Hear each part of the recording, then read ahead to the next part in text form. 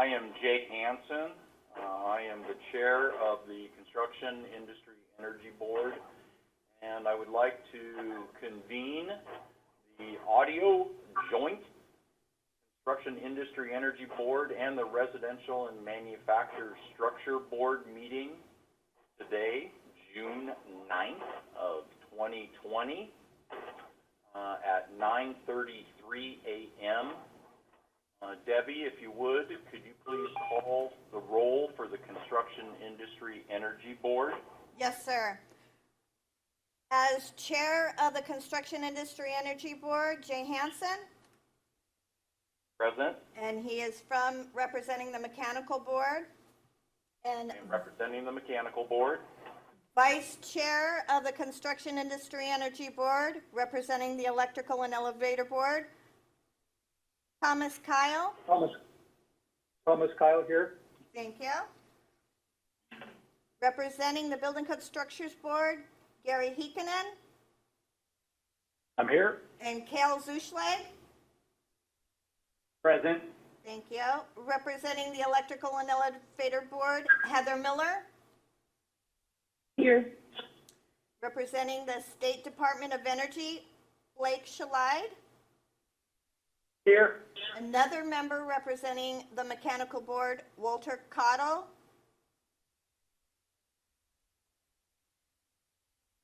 Okay. He is scheduled to connect, so as soon as he connects, Mr. Chair, if we could just give it the time that he connects. Representing the Residential and Manufactured Structures Board, John Camiller. Here. And Eli Volume. Here. Thank you. Representing the State Plumbing Board, Matthew Roselle. Here. And Travis Argue. Here. Okay, we just have one member absent, Mr. Chair, from the Construction Industry Energy Board, Walter Cottle. Thank you, Debbie. Can you please call the roll for the Residential and Manufactured Structures Board? Yes, sir. Vice Chair of this board, Rebai Tamerholic. Here. Gordon Anslow. Here. James Austin. I'm here. Forrest Barnes is excused. John Camiller. Here. Rich Fry. I'm here. Emily Kemper. I'm here. Douglas Lethane. Here. Thank you. Rich Tover. Here. And Eli Volume. Here. And Mr. Chair, I would also like to announce the staff that is connected. Please. Thank you. Lori Graham, who is our interim administrator for building codes. Present. Thank you. And Alana Cox, who's our manager of policy and technical services and manager of training and outreach services. I'm here. Good morning. Thank you. And Tony Rocco, who is the residential structural mechanical program chief. Good morning. Thank you. And Mark Heizer, professional engineer, who is the mechanical and energy systems engineer. Thank you, Debbie. Present. Thank you, Mark. And Andy Bolton, who is our policy analyst for both of these boards. Morning. I'm here. Thank you. Go ahead, Mr. Chair. Thank you, Debbie. I appreciate that very much. I'm going to rule that the agenda and other and order of business be approved unless there are any suggestions or changes that may have come up. Hearing none, those are approved. I'd like to move on to the introduction of Division Interim Administrator Lori Graham. Hello, Lori. Hello. My name is Lori Graham, and I am happy to be here. I've been with folks in the Building Codes Division, back at the Building Codes Division, since January 21st, stepping into the interim chair on February 1 of 2020. And I have although I just came back to building codes from Workers' Compensation Division, I grew up in building codes, if that makes any sense. I started my building codes career with the state of Washington, where I worked on the accessibility and plumbing codes, and we were able to have the first code in the nation certified as equivalent with Title III of the Americans with Disabilities Act. And then I went to the city of Portland, where I did a variety of codes, wrote code guides and program guides, was the liaison to BCD for the city of Portland, worked with some of the legislation information, and then I came to BCD somewhere around 2008, and I worked as the permitting manager for a while, and then I had the privilege to lead the policy team for a while. So I am happy in many ways to be back home. So thank you. It's nice to meet you all, even virtually. Appreciate that very much, Lori. And Mark, I have to apologize. I think I stepped on your toes a little bit and took your thunder. Mark, would you please introduce the new policy lead for both the Construction Industry Energy Board and the Residential and Manufactured Structures Board? Thank you, Chair Hansen. For the record, Mark Heizer with the division. I would have said a lot more nice things about Lori, but she was able to cut me off. So at this point, I'd like to introduce, yes, our new policy analyst for both the Construction Industry Energy Board and the RMSB, Andy Bolton. Recently joined the division. He is an attorney who most recently worked as a legislative analyst for the Oregon Judicial Department. He has also worked in project management as in disaster response programs, so I think we might be able to lean on him a little bit in these times. A lot of great experience. We're really glad to have him on board with serving these two boards. Thank you very much, Chair. Thank you. And thank you, Andy. Who did we have just join us? That would be Kevin Duell with Northwest Natural. Thank you, Kevin. I'm sorry, who? Now I apologize, like Mr. to Chair, who ask- just joined us? Mr. Chair? Yes? I'm sorry, who just joined us? Kevin Duell with Northwest Natural.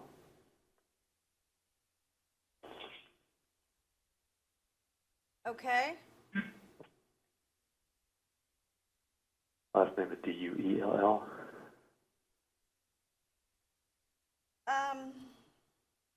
Do we have any new joinees since we opened the meeting?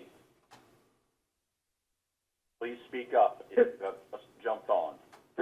Not a new joinee, but this is Blake Shalag from the CIEB. I do have a question, I guess just a process question today. So are the folks on the phone only board members, or are there public members on the phone as well? Or is there another alternative for public to monitor the meeting?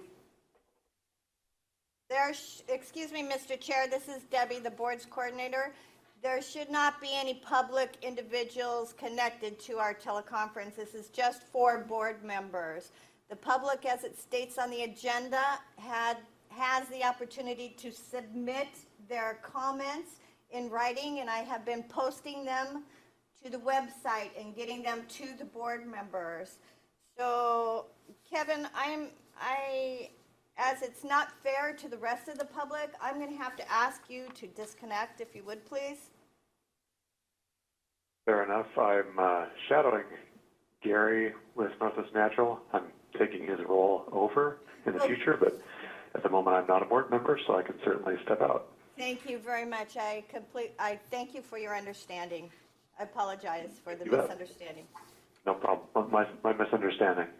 Have a good meeting. Thank you. And Debbie, this is Gary. Hi, Gary. My fault. I gave him the number. It wasn't clear to me that the public could not call in on this, so my bad on that one. Sorry. Thank you, Gary. This is Blake again. Yeah, I wasn't really super clear to me either. Is there a way for the public to listen into the meeting? Well, Blake, we are having streaming issues, but as soon as the meeting is Okay. over, I will get the audio posted directly.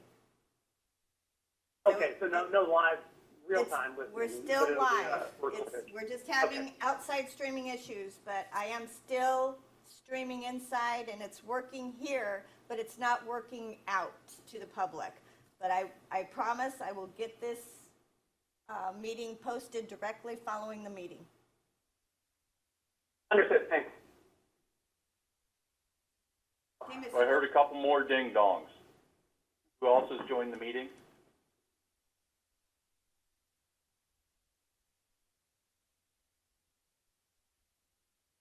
No one? I hear nobody speaking up, so we will move on. I would like to, and I'm going to apologize ahead of time because I am not going to get your name correct, but I believe it's Rabai.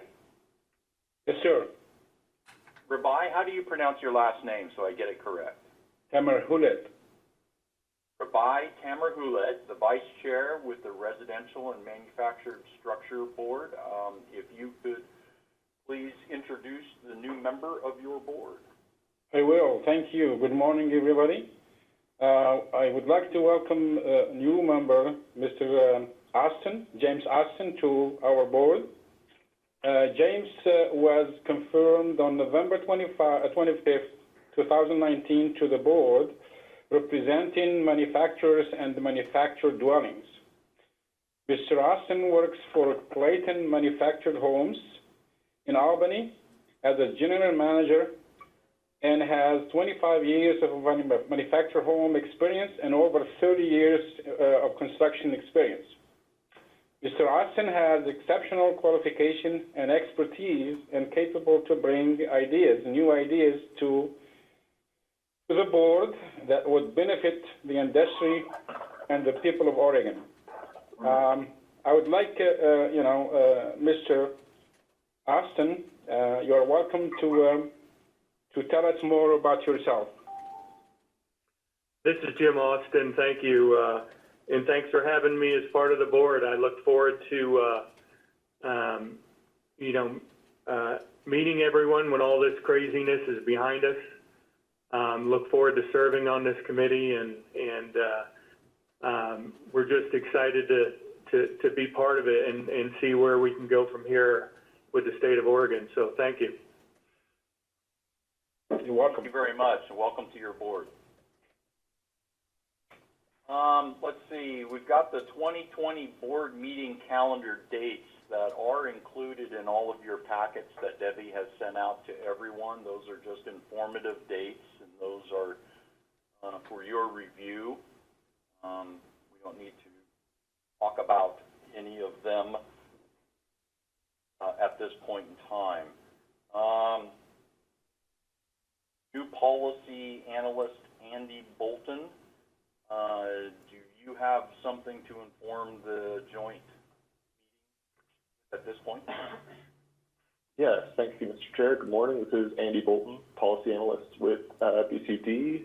We have received 7 written comments prior to the meeting, and they have been posted online. We've received and posted comments from the cities of Ashland, Corvallis, Eugene, Milwaukee, Mosier, and Salem, the Zero Energy Ready Oregon Coalition, Karina Hirschberg, professional engineer, Mike Moore from Newtone, the City of Portland Bureau of Development Services, Oregon Solar Energy Industry Association, and the Energy Trust of Oregon.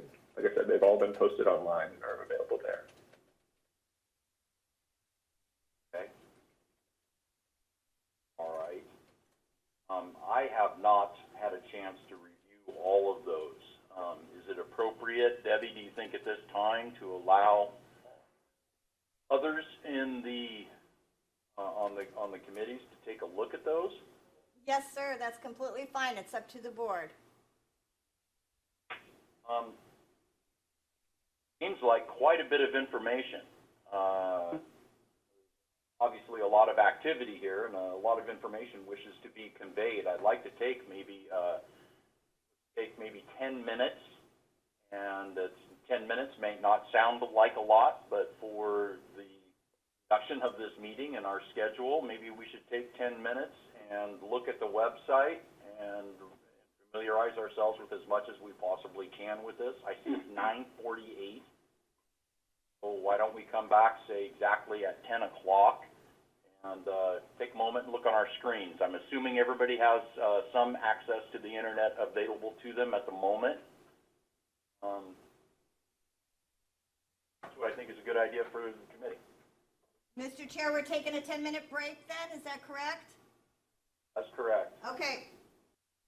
Hey, Debbie, I don't know the appropriate way to go about this, but I think it might be wise just to real quickly go through roll and make sure we have everybody back. All right, Mr. Chair, I'll just call the names out. The Construction Industry Energy Board, Chairman Jay Hansen. I'm back. Vice Chair Thomas Kyle. Here. Gary Heikkinen. Here. Gary Zuschlag, or Kyle Zuschlag, excuse me, Kyle. I'm here. Heather Miller. Kale, by the way. Kale, yes. Heather Miller.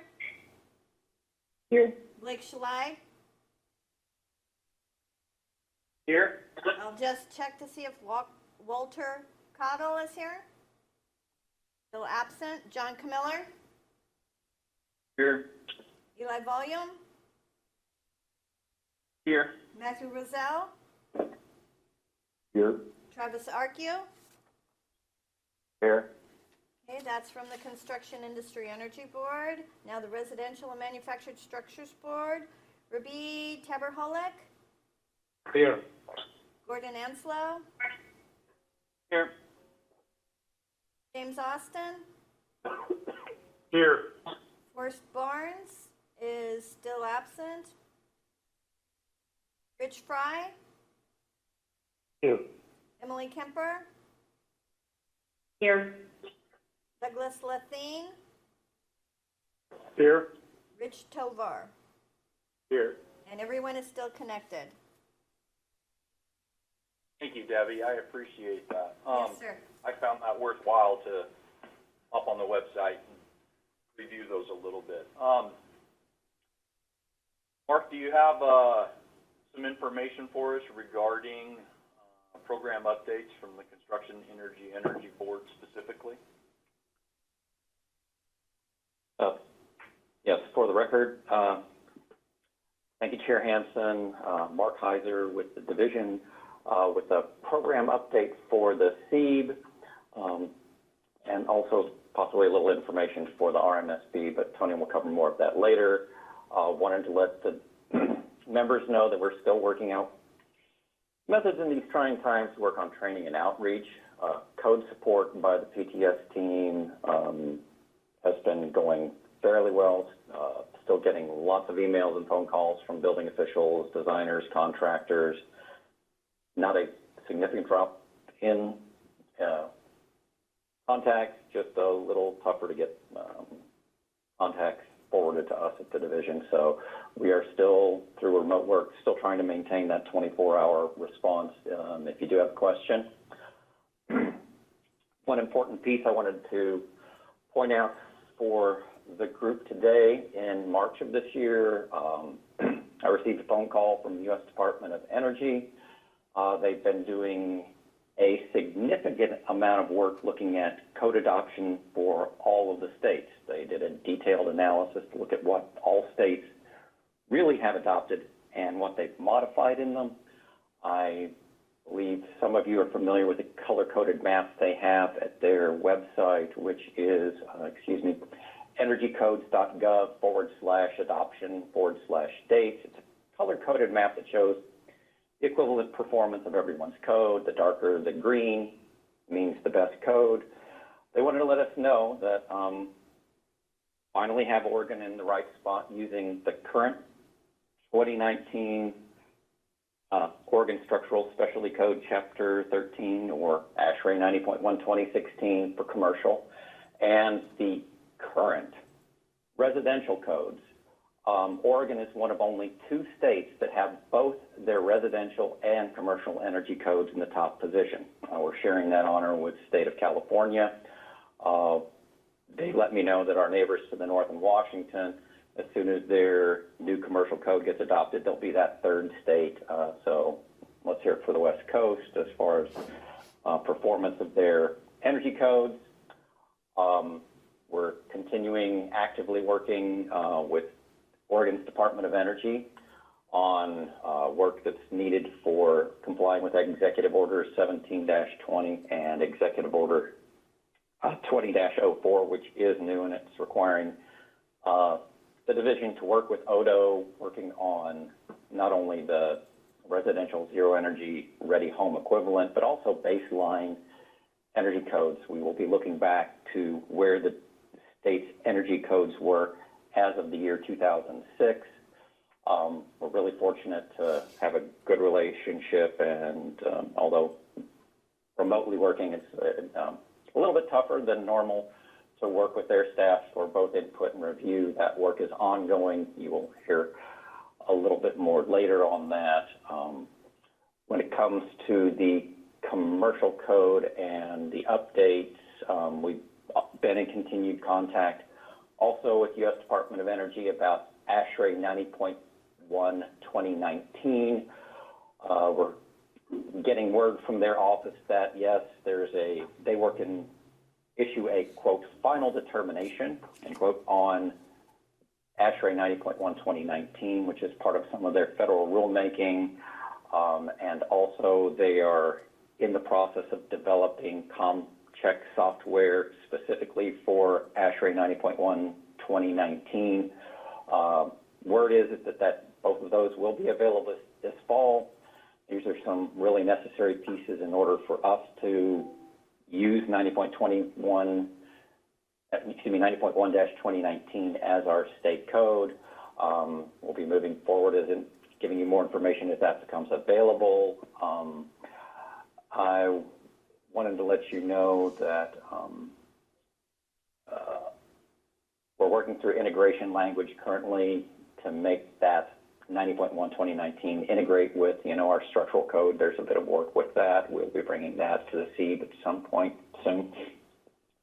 Also needed to, a little more that, yes, we are on the residential side working with ODO on getting that equivalent at U.S. DOE Zero Energy Ready Home equivalent performance. Tony's going to cover a little bit more under item A2. The proposed language to meet EO 1720 for Chapter 11 has been previously distributed. It's not only dealing with Chapter 11, but as well as Chapters 3, 15, and 16. So it's a pretty comprehensive change to get that integrated into the residential code. This work will be brought to an additional RMSB meeting to be scheduled sometime between July and October.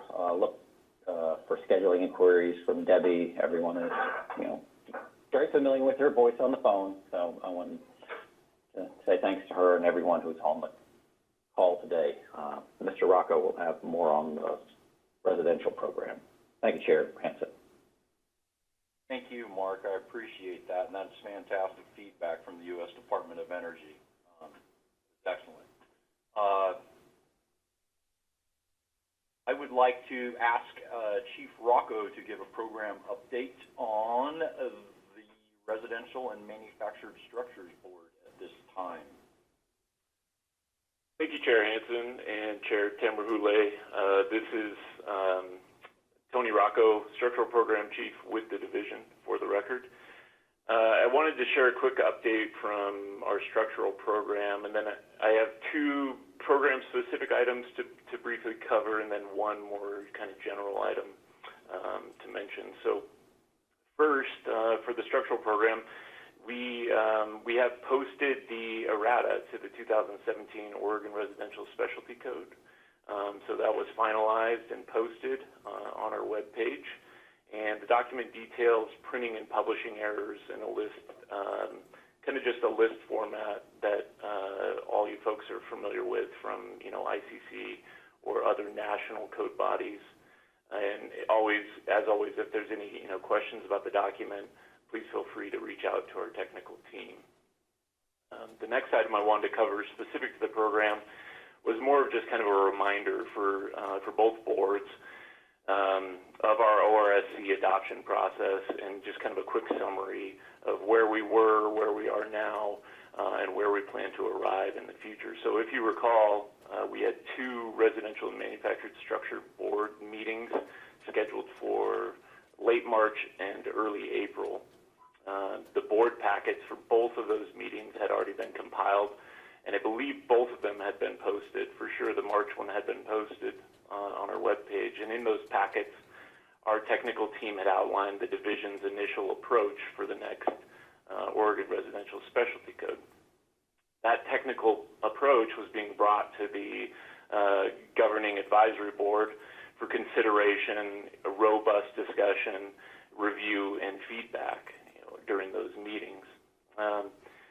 Unfortunately, since the March and April meetings were both forced cancellations by the COVID-19 impacts and our governor's associated executive order, it required a reassessment of the publishing deadlines and overall timeline, and basically the entire publishing portion of the process.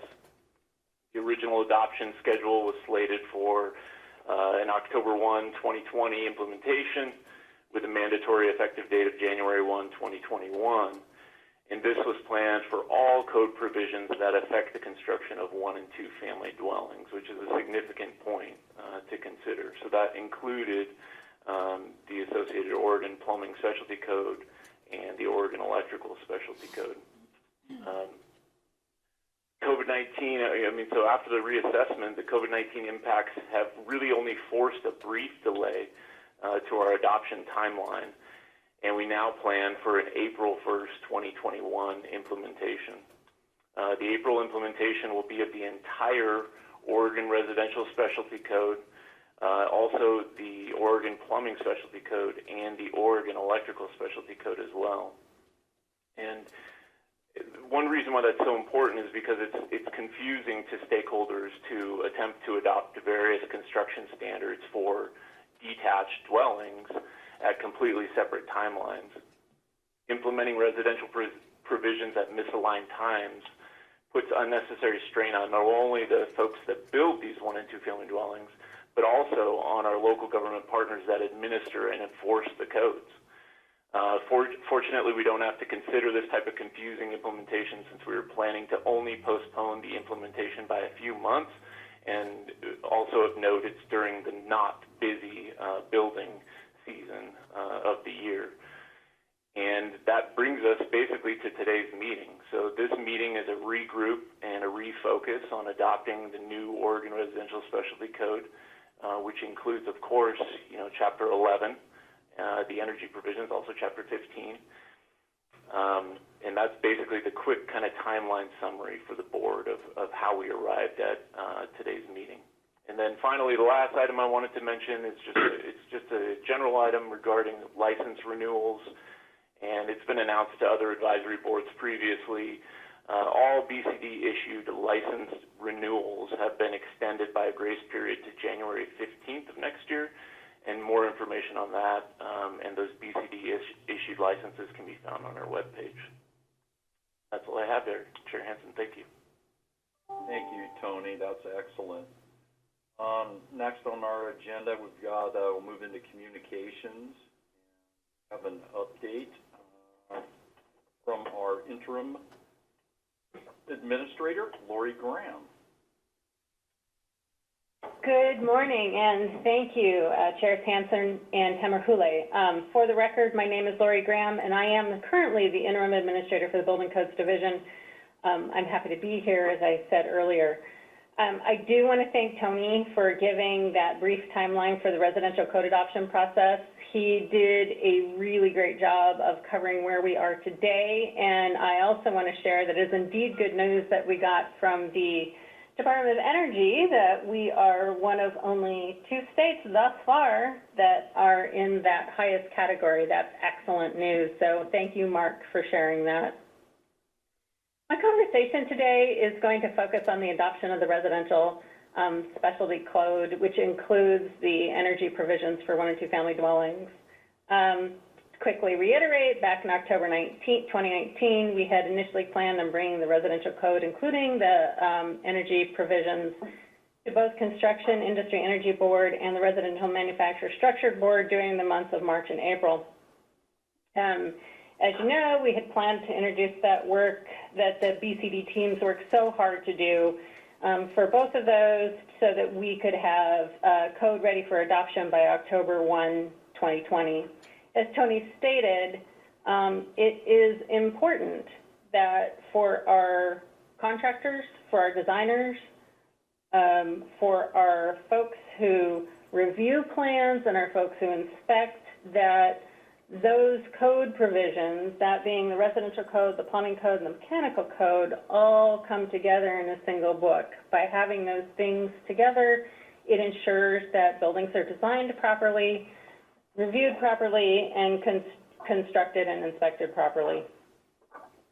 In addition, it was also intended that the October 1, 2020 code provisions in the Energy Code meet all the requirements of Executive Order 1720, which, in short, Executive Order 1720 required the division through its board adopt solar readiness by October 1 of this year, electrical vehicle readiness by October 1 of 2022, and the zero energy ready homes by October 1st of 2023.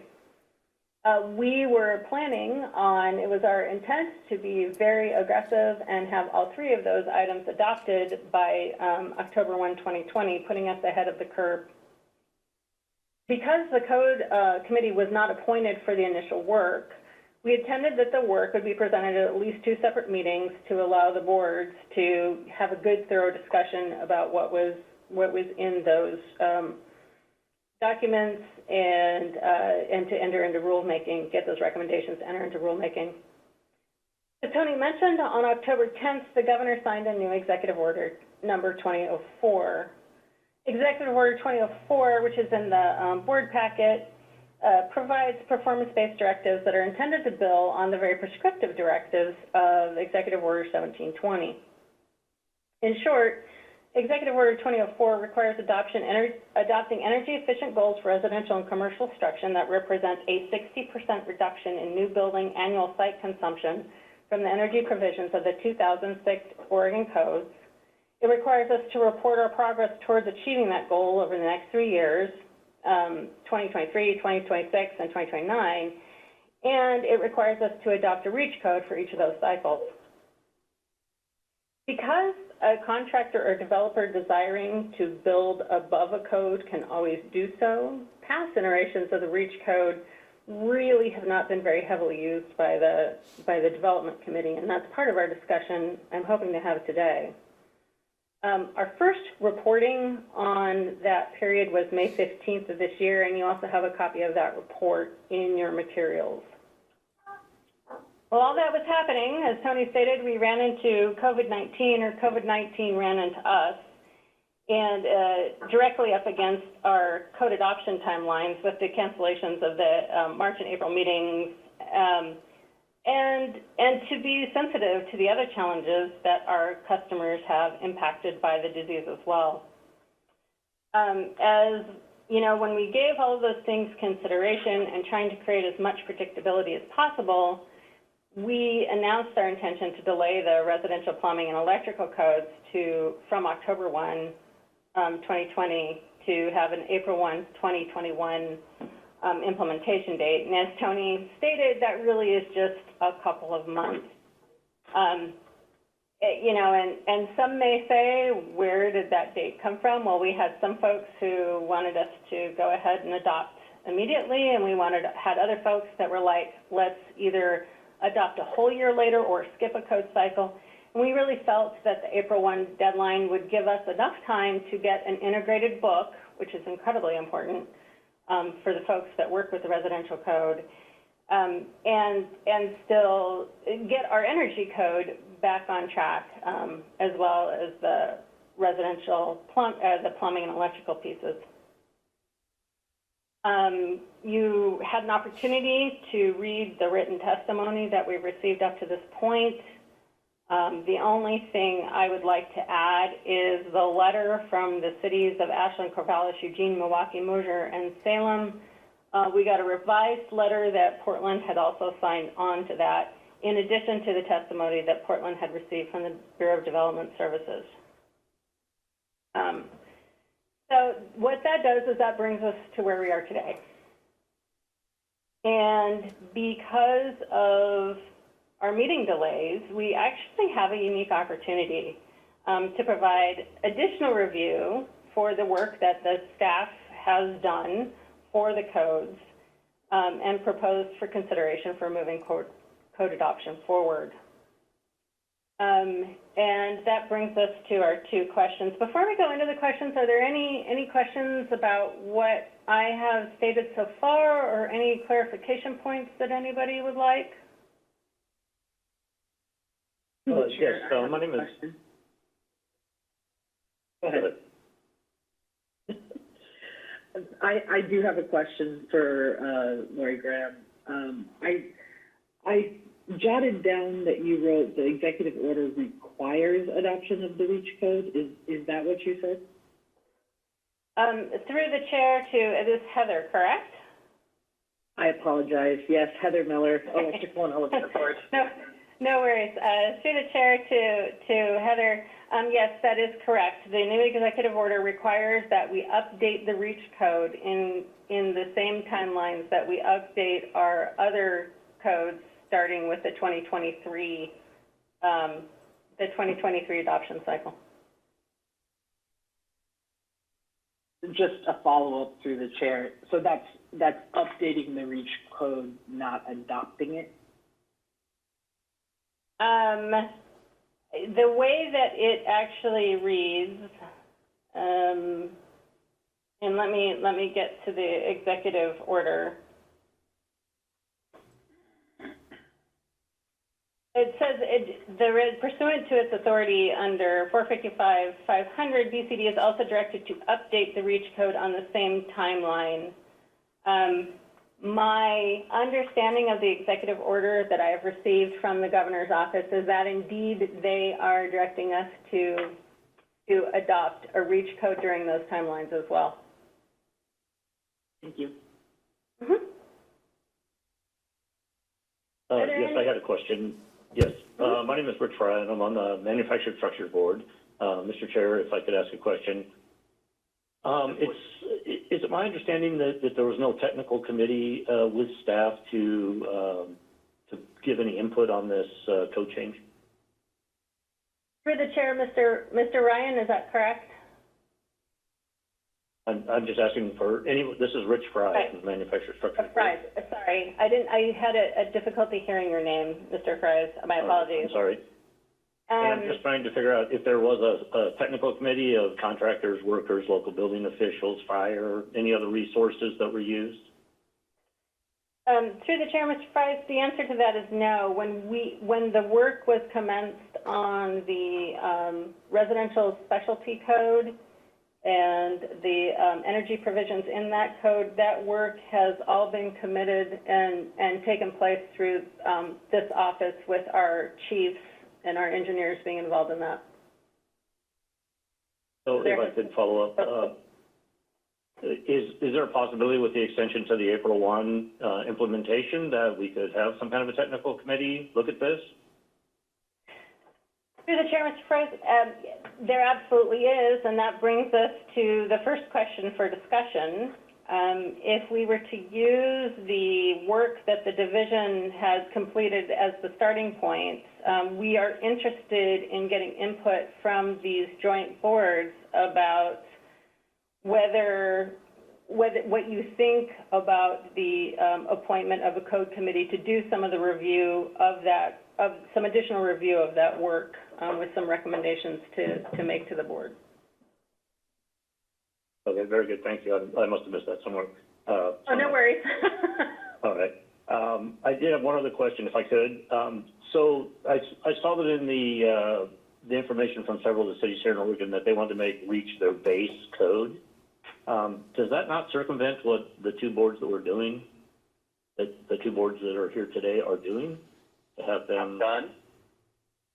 If I could. Through the chair, Mr. Freeze. So in our current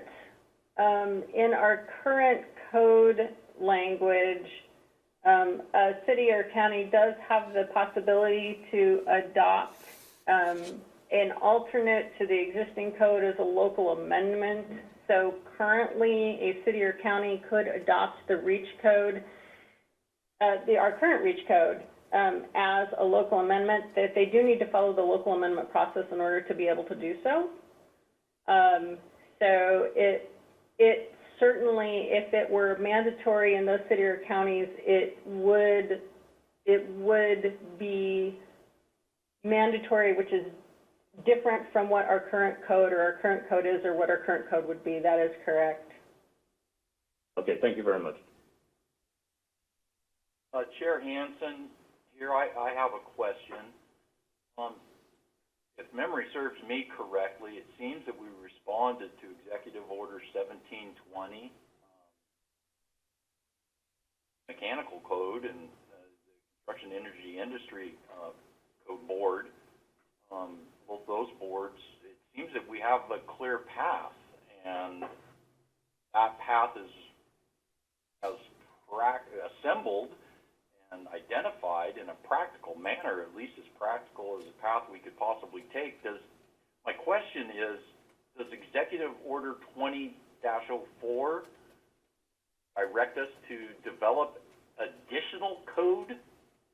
I'm confused, because it sounds like we could be moving forward here with two codes. Could you please clarify that? Thank you, Chair Hansen. So what Executive Order 2004 is really intended to be a performance provisions that supplement our regular work through 1720 and our regular code adoption process. You are correct in that the work that we have done thus far, including the work that was posted in March, would be in conformance, for the most part, in conformance with the requirements of 1720, and we would be delivering that early now, or April 2021 versus in 2023. The Executive Order 2004 requires us to continue on our regular path of code adoption, making provisions to meet that 60% over the 2006 Oregon Residential Specialty Codes and the commercial codes as well. As Mr. Heizer says, we're working on the baseline. The document also requires that we update our REACH code on the same timelines as we're updating our base codes. So in that essence, yes, we would have a requirement to continue our code adoption process and an additional requirement to develop a REACH code on the same timelines. Right. I have Chair Hansen, one more clarification, and this is for Mark Heizer. In your comments, Mark, you mentioned that ASHRAE is putting together the ComCheck software and intend to have that available, or are targeting October of this year as having that availability. Can you clarify that ComCheck software and the intent of that ComCheck software? Is that a performance-based tool that goes along with ASHRAE 90.1 2019? Mark? Thank you, Chair Hansen. For the record, Mark Heizer with the division. So the ComCheck software is currently being used for compliance to 90.1 2016 under the structural code, we also had an Oregon-specific version that was created for us for our 2014 code. That had some bugs and problems. But yes, in order to make it easier for building officials to look at compliance, we have in the past and would continue to require a submission of the ComCheck software to help the building officials on plan review for compliance. And the one advantage of going to the ASHRAE standard is that whenever there's a new version, that is the first ComCheck, it's the first code that the U.S. Department of Energy does a ComCheck software for. It's pretty much a promise from them. Then they do a version for the IECC, but if a state wants a specialty version, it takes a long time for them to put it forward. But the point of bringing that up is that in order to really have that on the ground and working well, you need that compliance software available. And we did some checking with them to see that, their work was moving forward during current isolation issues, and they're saying that they will have it available sometime this fall. And they also have other work that they need to do really under federal statute relative to Standard 90.1 they have separate rulemaking involved with that, and that should be out this fall as well. Did that answer the question, sir? It did and it didn't. Lori had mentioned performance, and the impact, I'm taking that as impact on code performing as intended in the field. Energy savings to certain levels actually being measurable, seen, and experienced. That is different than what the ComCheck does. That is just compliance checking. Basically a powerful, fancy spreadsheet that they make that's available for us from a compliance check point of view. Is that correct, if I try to define those differences? That is correct. And the other piece is their determination. Thank you, Chair. Mark Heizer, once again, for the record. They also do a ongoing analysis of Standard 90.1, where they do look at the performance of the code overall, and they look at it and they compare it to the previous version of Standard 90.1 to look at it. Is it better than the previous version of 90.1, and how much better?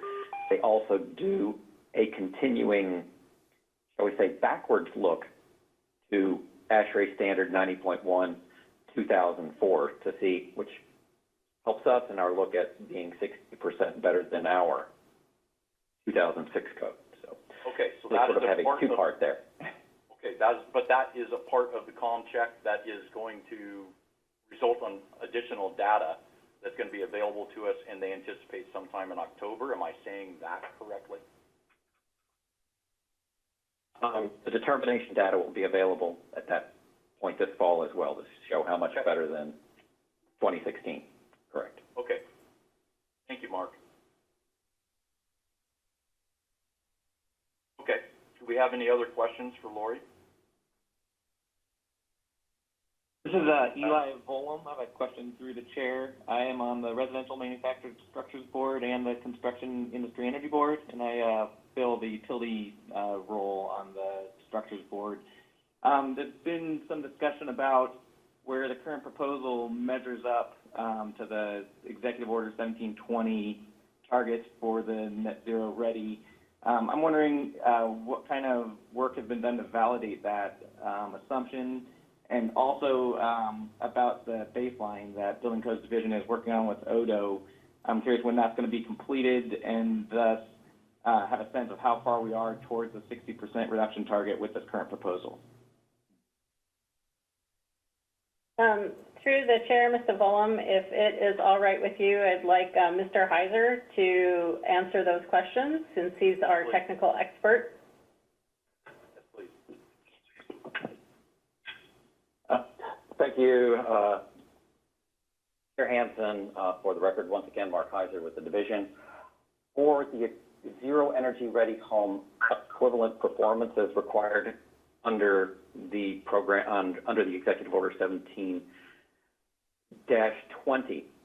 the division has done modeling and the Department of Energy has done their cross-check of our modeling. We have done outreach actually to the U.S. Department of Energy's program administrators for the Zero Energy Ready Home program, and we have received feedback from them on how we can do the work. They have done some look at our work, and we have been looking at, of course, you have to look at different home types, construction locations, and have done modeling of different home types and the different climate zones and different fuel source types to see where we first looked at creating a baseline ZERH home under both ResNet and two different modeling softwares, both of which were used by the U.S. Department of Energy for their work. So duplicating their work, duplicating their baseline home size. We did all of this work and got feedback in cooperation with Oregon Department of Energy to get more or less a buy-off from the folks at the federal level, from the people who actually run the ZERH program. So that's how we found what was the performance of the prescriptive ZERH home and what would be in our code packages to make sure that we did meet that target. Thank you. Thank you, Mr. Heizer. This is Eli again. And then the second part of my question was about the progress on determining the baseline for 2006 and where the proposal lines up against the 60% reduction target. Thank you. Through the chair, once again, Mark Heizer with the division. So for the for the quote 2006 code, we've already been working using the same process in consultation with Oregon Department of Energy to determine what was Oregon's code in 2006. Going through the books, there were, of course, even then multiple options for homes back then to determine what the baseline home is. We are very close to determining what that sort of starting level is, which will then set our target for our 60% reduction level. It's looking, the initial work is looking very good for our, what would be the, quote, 2021 or 2020 ZERH equivalent home. It's a significant improvement over, or a good improvement over the current code, and getting us where the residential code, at least, their energy code, is going to be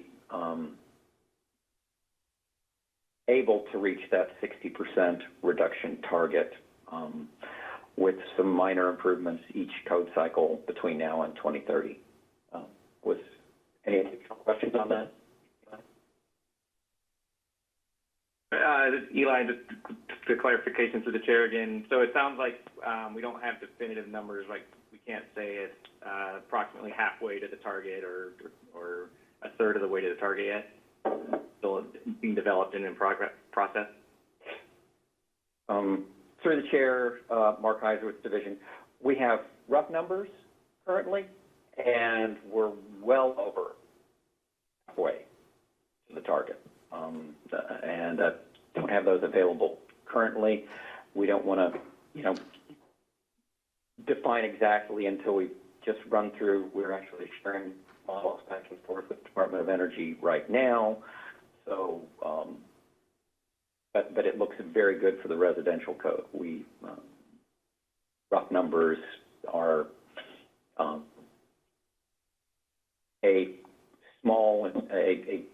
an improvement each cycle between now and 2030 will get us to the 60% target without having to do significant, it will not require a 10% jump each code cycle. Just, but we'll know our code is currently better than the 2018 IECC, including us, Washington, and California. We have one of the best residential in the country already, and with the with ZER equivalency will definitely be better than most states' stretch code. Thank you. And if I may, this is Blake Schlide with the Oregon Department of Energy on the CIEB. I might just add, too, that next week on June 16th, ODO is going to be convening a stakeholder group to discuss some of those issues that you were asking about, Eli, regarding the 2006 baseline home and some of the inputs that go into that. So, some of those are still, still in analysis and under review. So we're certainly interested in hearing from the stakeholders, and this is part of our work with DCD and the cooperation that comes out of Executive Order 2004 is to kind of look at and agree on those metrics that are used to determine the 2006 baseline home. And that'll be the main topic of conversation during next Tuesday's meeting. So. This is John Tramiller on both the boards. Is there a formal adoption process or review of the baseline?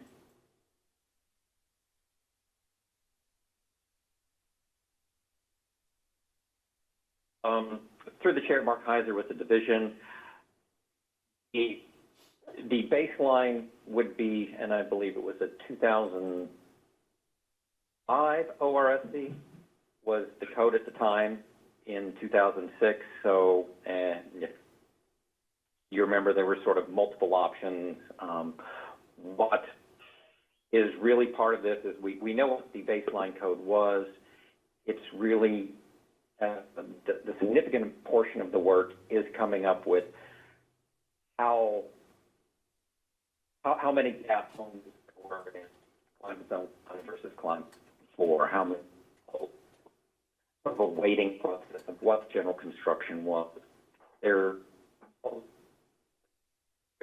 program software would be used, so that's why the Department of Energy is looking for additional feedback. But really, the actual code itself, some of the details on how that is. Communication is not clear. Okay, I couldn't hear the last half of what he was saying. Yeah. Mm-hmm. Chair Hansen here. Thank you for speaking up because, we don't know if this is happening on our personal phones or if this is a network-wide thing. But, Mark, if you can copy us, you were breaking up quite a bit towards the end there. I think I understood the gist of what you were saying, but I did not hear everything clearly. Mr. Chair, I do believe we lost Mr. Heizer, so he may reconnect. I just sent him an email. I hope somebody finds Mark. He's a good man, and hope he can be found. All right, we'll move ahead. Lori, do we have any other questions? Yes. Lori? Hi. This is Emily Kemper from the RMSB. Through the chair, this seems like the section where we're allowed to provide general feedback. I don't necessarily have any questions. But as the public member of my board, firstly, I would just like to invite the division to explore other conferencing software that would allow us to have this conversation, but also allow the public to listen in. I understand that there were some technical difficulties, and just representing the public, I would always like to have that option. I know for a fact that the Department of Energy, for example, uses GoToMeeting, so maybe explore that for future meetings, especially if we cannot still meet in person for the foreseeable future. Secondly, just feedback on some of the comments that we all had the chance to review briefly from the public. I found the public comments from the City of Portland's Building Codes Department to be very compelling. I also found the statement from the Coalition of Mayors to be very compelling. And I would just like to say, I think the idea of a technical committee is appropriate. I think that the idea of using NEA to support analysis in that technical committee would be helpful. On our board, we've seen analysis from NEA previously, and I think it's always been helpful. And I would also agree with the statements from the mayors that time is of the essence. And it seems like the new executive order 2004 is very clear and in its directive. And, you know, I stand ready to support my fellow board members and the division in moving us forward to accomplish these goals however possible. That's all. Very good. Thank you very much. Lori, could you possibly comment on some other avenues that we could be having such a meeting? Has the division looked at other avenues that we could be taking? Thank you, Chair Hansen. It's that we are currently exploring other options. We do have the ability to use GoToMeeting. Unfortunately, we'll need to get some additional licenses for that to continue so that we can possibly have multiple meetings going on at the same time. We are looking that we are subject to requirements from our mother agency, so to speak, about which types of software we can use and cannot. But yes, we agree that this is what we are doing currently is absolutely a temporary fix, and that moving forward, we need to be able to provide a situation where members of our public can participate in a meeting in a more traditional manner than what we're doing now. At the same time, we did not want to delay these meetings anymore because we do feel that time is of the essence, and that is important that we started to get the very important work that was started back in October up and going again. So thank you, everybody, for your patience. We will indeed explore additional options for how to use for additional conferencing software. And thank you for bearing with us. Excuse me, Chair Hansen, Heizer rejoining the meeting after, yes, an unfortunate disconnection. Letting people know I'm back on. Thank you. Thank you, Mark. Chair Hansen? Yes. Can I make a comment? Yes, please. For the record, this is Rabi Tamanhudet, Vice Chair for the Residential and Manufactured Structural Board. I just want to comment about the adoption process. I've been in the industry for about 26 years, including 13 and a half years with the Building Codes Division. Code committees have been a part of the code adoption process. They provide the platform of inclusion for all stakeholders to participate in the process.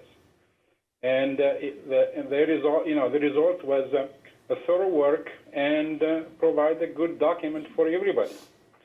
And I'm suggesting that Building Codes Division will seek members from all the stakeholders and present the nominees for the next board meeting to approve them to start working on this code. Thanks. Perfect. That's well said, and I have to, Chair Hansen, I would have to say that sure seems like it's been a very workable model in the past. And I appreciate you identifying that. Lori, I want to give you a moment or an opportunity. Were there some other points or questions that you also wanted to comment on? Thank you, Chair Hansen. Yes, Sorry. You had mentioned three, and I think we were on just the first one. Right. Chair Hansen, thank you. This is Lori Graham with the division. So I may have mentioned three. I really meant two. The first one is, does this board at this time, would they support the appointments of a code committee to do some review on the work that the agency has done? And what I have heard, at least anecdotally, is that the joint boards are in favor of that. The second question was surrounding the REACH code. As I stated in my earlier comments, our REACH code traditionally has not been widely used. And we are very proud of our current our current energy code and the energy code that will hopefully be moving through to adopting the ZRH ready code. And with that, it's where do we reach from there? And so I would like some feedback from these boards at this time about some ideas of how we could create a REACH code that would be of value to our builders and our contractors who want to build above the current code.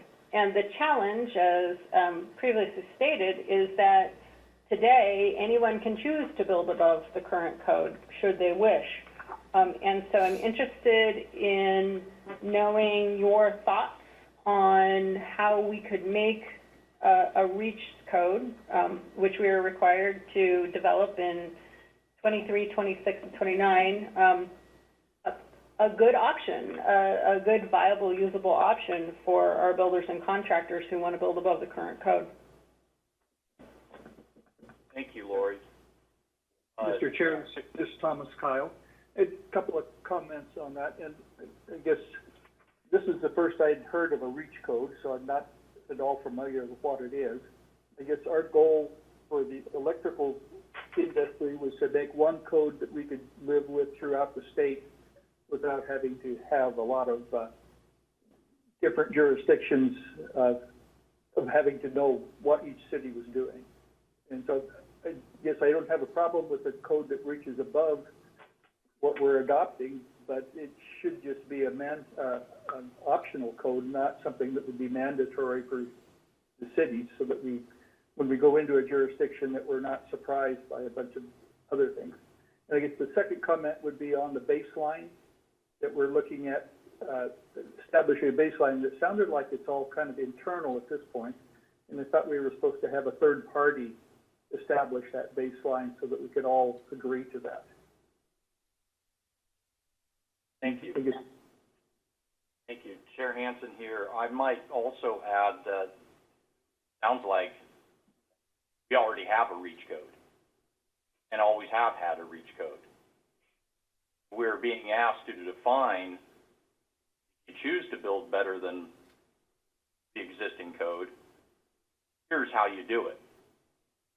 Just to break it into simple terms, I kind of like simple math sort of exercise. That's what it sounds like it's being done. And at this point in time, that is pretty difficult to do because the Ready Code hasn't even been adopted yet. Am I correct in that statement?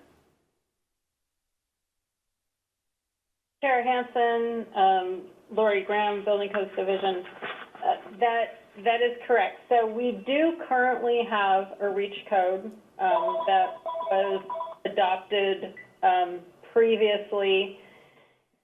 And I think we have a REACH code for each of our various construction codes, at any rate, and it is currently optional. And under the terms of 20-04, the document would still be optional, where some of the information that you saw in some of your testimony, cities and counties have always had the option to go through the local amendment process to have some provisions required that were different from the code. The local amendment process requires public input and public hearing, and then approval also from our boards on our side, because as you know, the building code in the state of Oregon is one of the possibly only one that is a single code across the entire state. So if a city or county wanted to adopt the REACH code as it currently stands, they would currently need to go through the local amendment process, and those would be presented to the boards, and then a decision would be made at that time whether it would be appropriate for that code to become mandatory in those specific areas. That's how the current statute is set up and written. Executive Order 2004 requires us to update those REACH codes. And Chair Hansen, you are correct that if we are to move forward with the current proposal, we would then look at what the REACH code would be on top of the current proposal. Does that make sense? Yes, Chair Hansen here. It does make sense, and it seems that the timing is off in this regard because I'm just going to throw out there, we should have a technical committee to review and advise on the REACH code once the code's adopted. And I don't know if we should put together or establish some mechanism for that to happen now. Maybe that is a good idea. Chair Hansen? Just throwing that out there. Maybe staff could comment on that. Alana? Staff Hansen, can I comment for that? Yes, please. Yes, please. For the record, this is Rabbi Tamerhulet, Vice Chair for the Residential Board. My opinion, I think that the REACH code was not used because it was complex. It is not easy to use. It's not easy to regulate. I think we need to think about a way to come up with a document that is simple, easy to use for design, and easy use to regulate, and is efficient unless it doesn't add more expense to the construction. Otherwise, it will be, I couldn't find the REACH code when they were talking about it, and I'm sorry, but I had to go and get a copy from ICC. I didn't even find it in in BCD web. So I think the code was not used because it was complex and it's hard to administer. And if we work on a document we include all the stakeholders and come up with a simple, easy to use document, it will be beneficial for the state. I will add that I think the most important in the state of Oregon is because we have a statewide code. We are all trained for the same standards. Our construction industry understand that the standards are applicable for all the state. And if we start, each jurisdiction is starting to adopt codes, then we will have a very hard time to regulate the code from the government, and the construction industry would have it difficult to build. Thank you. Ravi, Chair Hansen here. I appreciate that again very much, and it sounds like we might have a REACH code technical committee chairperson already identified. This is Gary Aiken. On this? Is the appropriate direction to take to establish the mechanism? This is Gary Haken, could I comment? Yes, please, Gary. Gary Haken, and I'm on the Energy Board, and just maybe a few comments and maybe even some recommendations. I do also support appointing a code committee to take on task number one there in Lori's memo, but maybe also take on the task of at least determining what a REACH code might look like. That certainly would be a more in-depth process, I believe.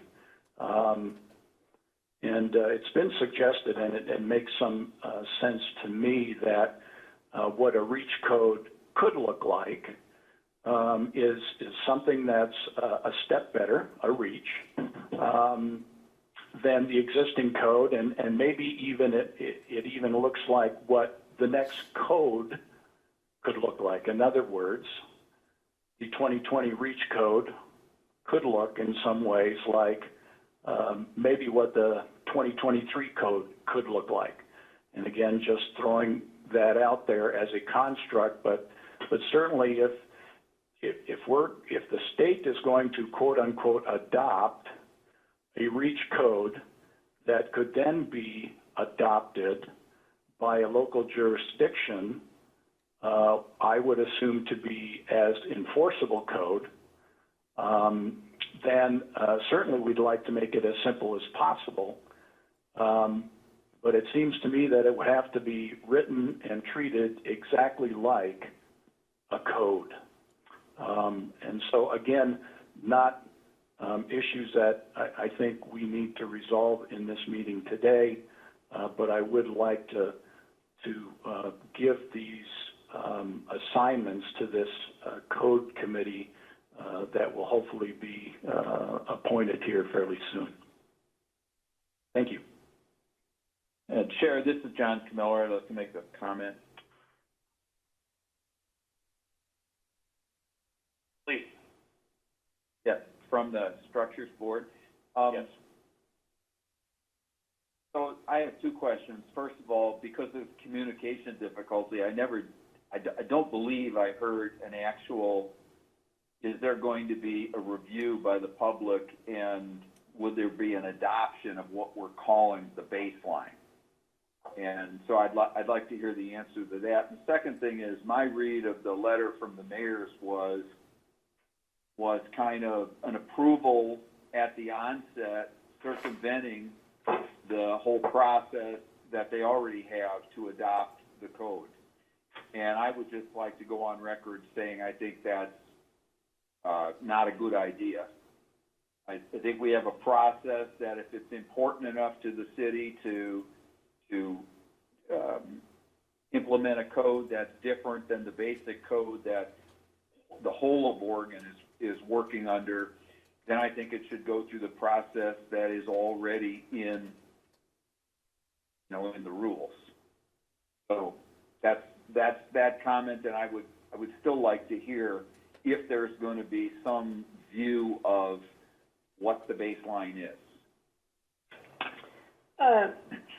Mr. Chair, this is Lori Graham, the Building Codes Division, to Mr. Miller.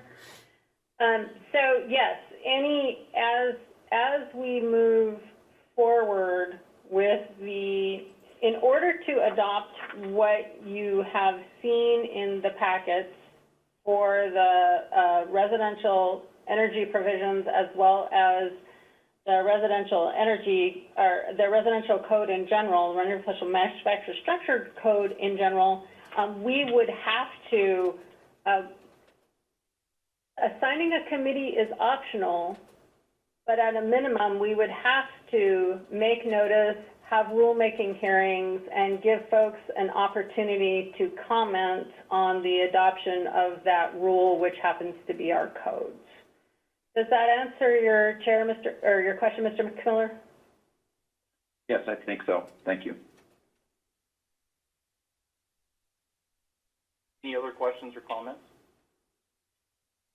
Eli Volum, RMSB and CIEB. There are just some comments, feedback through the chair. I'd like to just echo support for some of the things that Revy and others have mentioned. I support the appointment of a code committee. I would be a little curious, is that directly appointed by Building Codes Division, or do the boards have an opportunity to nominate folks that could be good candidates? I think doing so is going to get more buy-in from stakeholders and will allow just a better overall process for implementing the code, as opposed to just putting something out there without as much public feedback. As for the second, and then moving on to the second question about the REACH code, I think the committee should definitely be involved in helping identify what that is. I'll throw out, the question asked what would be a useful value-added tool. And I think we've already discussed it. It's something that builders will actually use, that industry will actually use. I don't think there's a lot of benefit in having something out there that's not used, that's not producing anything that we can measure. So one possible idea that we could explore is making the REACH code a performance-based target and follow something along the lines of alternative systems analysis as currently an option in the code. still a bit of a complicated option, so maybe we could look to what is working out there, what's the industry using, and a lot of builders are participating in above code programs offered by Energy Trust and BPA through their utilities. So perhaps we could look at the performance ratings currently in use that identify percentage targets above code that are measure-based, that offer incentives to builders, so there's a reason for them to use it, and there's also certifications and other, benefits that they can, that encourage them to pursue above code things. And then it generates a lot of data that we can analyze and identify, are these measures really delivering savings, and then we can look at that as we look to improve the code. We can have real data to work off of. So just to summarize, I think we could look at the work that NIA's done with Energy Trust and BPA with performance-based targets above code as a potential pathway for reach code. Thank you. And this is Matt Roselle. On the Energy Board, and I just want to say I'm in support of the committee, and I would agree with Revi and some of the other comments that the REACH code, must be easy to implement for both the designers and the code officials that have to look at that. So, thank you. Anyone else? Mr. Chair, this is Cale Zuschlag with the Construction Energy Board, and I would also like to share my support for the code committee model and getting input from stakeholders. Anyone else? Chair Hansen, this is Lori Graham with the Building Codes Division. Yep. If I may, Mr. Volum, I believe it was, asked a question about how we would get committee members to participate in the code review, code development committees.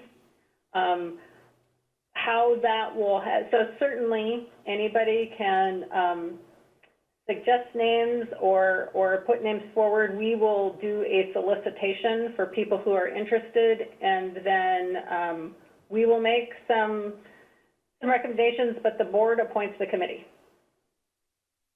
In this case, it would be the Residential and Manufactured Structures Board. Thank you. Appreciate that clarification. All right, Chair Hansen here. So I am kind of all about actionability and achieving something of substance in this regard. And Lori, please correct me if I'm wrong. You are looking for direction to proceed from this joint board meeting. Is that correct? Chair Hansen, Lori Graham, Building Codes Division. Yes, that is correct. All right, Chair Hansen again. I would like to, and I think I can speak for everyone who is on this call, that I would like to, that this board meeting would like to enable Lori to have staff begin the process of assembling a technical committee to review the governor's directive, the governor's executive order 2004, and comment in order to advance and maintain the timelines, that the intent of the timelines that the governor delineates, and achieving the goals for energy consumption that the governor delineates. That's a fair summary of, for both a REACH code and our baseline code. Is that a fair summary of the intent of opinions? I think, Chair Hans, yes. This is Rabbi Tamer-Hulet. I think also the code committee will be proposing to the board the for the adoption of the whole residential code, which include also the, the energy and So it's not only just the energy, so we're looking for the adoption of the residential code as a whole. Yes. Okay. Thanks. As that, I believe that is stated in the Executive Order 2004.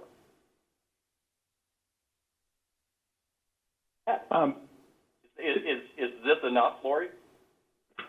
Thank you, Chair Hansen. So let me take a stab at make sure that I am hearing what you're saying correctly.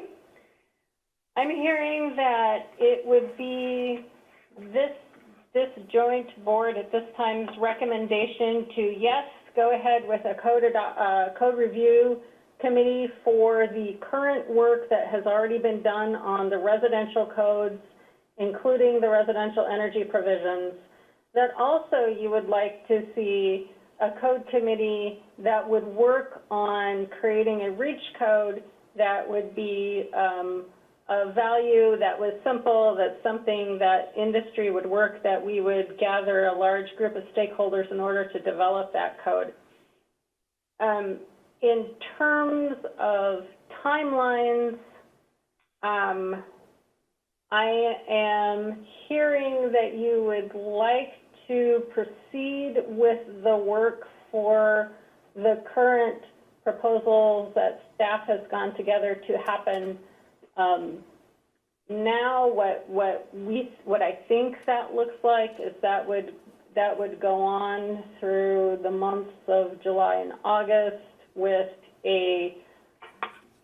with recommendations back to the board September, October-ish, and then that would be the base code, which is what you all are referring it to. That would go into adoption in January for implementation in April.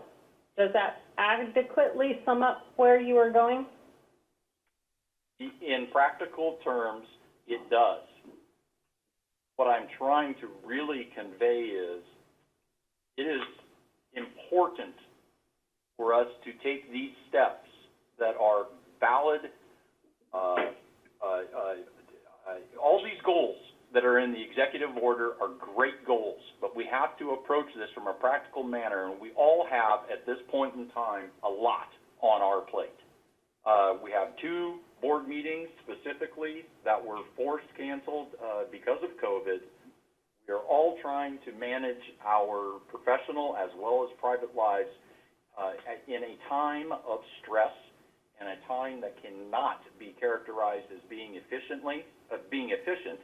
And I think moving forward in this process of examining, recommending, and adopting codes must not be forced in unrealistic timelines. We need to do it in very practical manners. This sounds like a very practical approach to achieving the goals that are put forth in Executive Order 2004. Chair Hansen? Yes. Gary Heikkinen with the Energy Board, and I think maybe a point of clarification.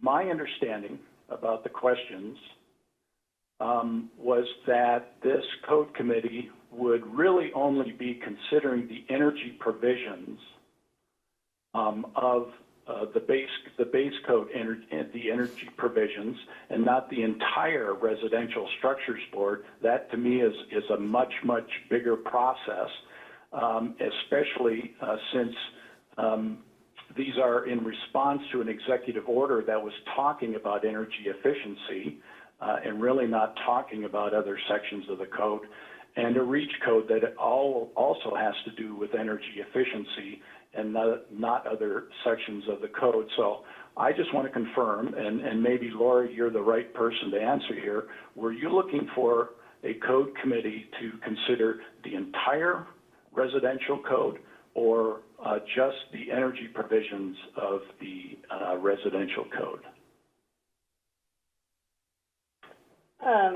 Through the chair, Mr. Heikkinen, so the code committee would be appointed by the residential board, and my guess is they would have adequate time to not only look at the work that staff has done for the energy code, but also the work that staff has done for the rest of the structural provisions, mechanical's already done, structural provisions of the residential code as well.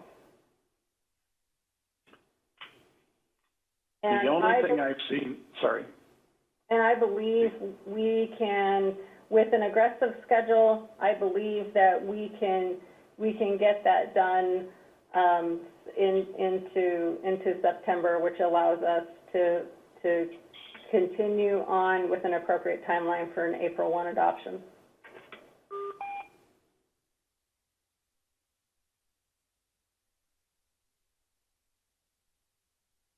All right. I like that. Does anybody else have any other comments? I believe we provided Lori with some direction. Eli Volum, again, sorry to keep taking up time, both boards, I sit on both boards. I just want to address something that was in the memo I don't think we've talked about, and that was about producing an interim amendment for the solar ready provisions. And I appreciated the public comments. We had 2 on the solar ready, and I appreciated all the public comments, actually. But I'm wondering about the timeline for evaluating the details of that amendment. Are we going to be able to address that? Is the board, again, going to be able to address that before October 1st, or is that something we should discuss now? And specifically, what I'd like to discuss is the gap between the proposed detail and the information that was provided by the Energy Trust and the Solar Energy Industry Association. Through the chair to Mr. Volum, if I may once again rely on Mr. Heizer.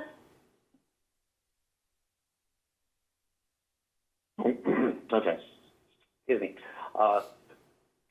The chair, Mark Heizer with the division on the minimum pieces for solar ready. What has been put forward through our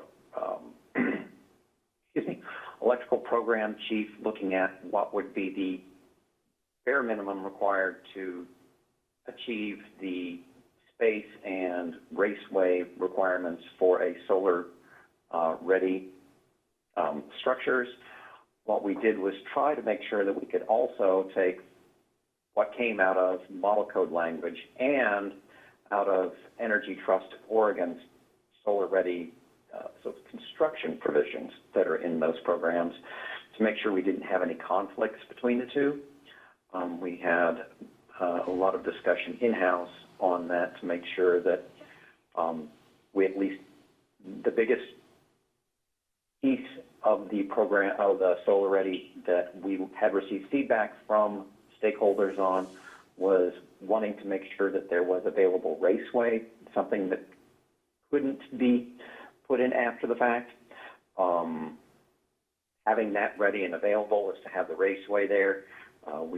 There are a lot of pieces of being solar ready that the division really wouldn't be part of. The setting aside roof space, people can put solar on site, off site. They can put it on accessory structures like a garage. So we don't have some of the language that comes out of model code for specific minimum areas. Homes may or may not have trees around them. This was setting that bare minimum for every home to have, so that they wouldn't have to come back in after the fact and do drilling and finding a way to get if they were putting it on their roof, the pathway to get to the solar roof. Mr. Chair, this is Alana Cox. Can I jump in with just the process side? Yes, please. So Alana Cox with the division, just to answer the kind of direct question, we do plan on bringing Solar Ready to the residential board for a vote at their next meeting. We will need the board to vote to approve the specific code items and make a finding on the cost and that kind of stuff. Thank you, Alana.